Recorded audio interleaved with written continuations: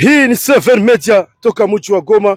Imekuwa anonsi ambayo imefanyika ndani ya mwingine yote tima kama rais wa Kongo wa zamani Joseph Kabila Kabange amefika tayari ndani ya mji wa Goma. Kama unavyoona, tumezungumza na viongozi wa jeshi la M23 ili watuambie nini ambayo inasemekana kuwa rais amefika, lakini ni kweli rais Joseph Kabila iko ndani ya mji wa Goma na amesema kwamba yeye amefika ndani ya mji wa Goma kukaa ila pasipo kwenda.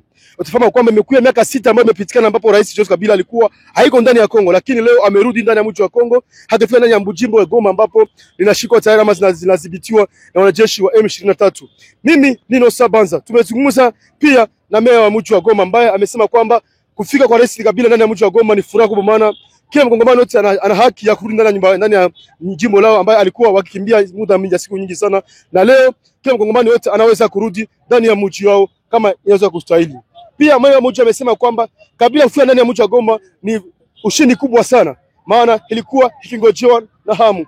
Pia hata ambaye ni Bertrand Bisimwa ambaye ni coordinator wa jeshi la M23 amesema kwamba rais kufika ndani ya mji wa Goma ni furaha kubwa sana, ama ni ushindi kubwa la jeshi la M23 kumpokea rais wa zamani Joseph Kabila Kabange. Mimi Nino Sabanza, Seven Media, Goma. Mambo sana ndugu.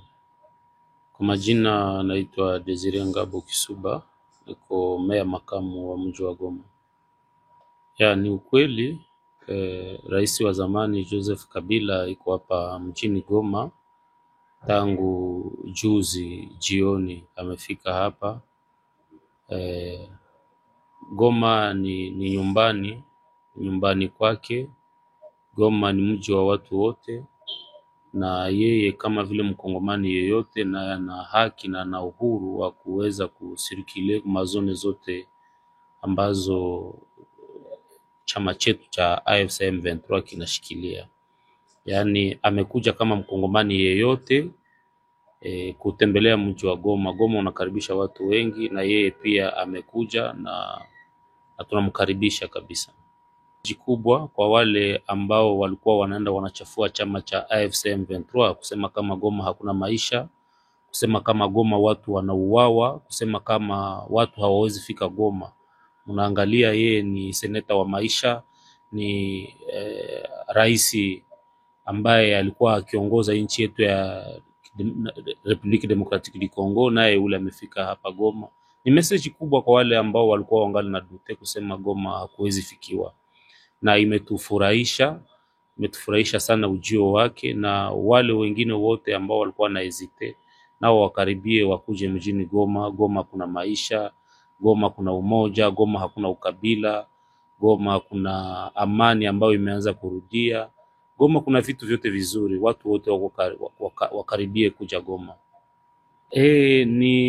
Ni jambo kubwa. Mwenyewe kwanza namupendaga sana, kwani c'est un modèle, c'est un panafricaniste ambaye amekuwa anapigania amani, amepigania uhuru, amepigania haki za Kiafrika.